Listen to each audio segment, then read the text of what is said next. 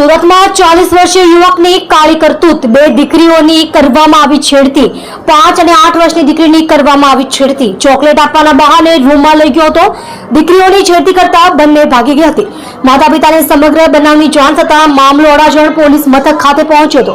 અડાજણ પોલીસે નરાધમની કરી ધરપકડ. આરોપી છૂટક મજૂરી કરે છે.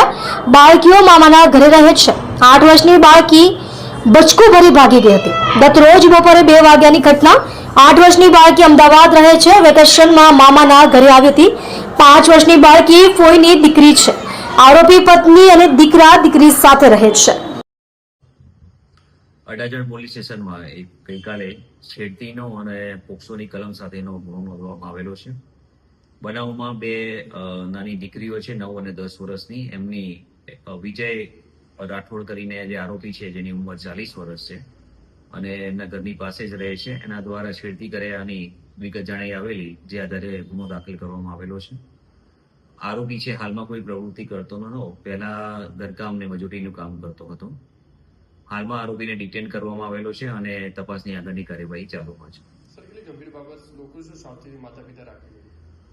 આમાં જે ધ્યાન રાખવાનું એ છે કે આરોપી છે એને ચોકલેટ આપવાનું કહી અને બંને દીકરીઓ છે એના ઘરે પોતાના ઘરે લઈ ગયેલો હતો.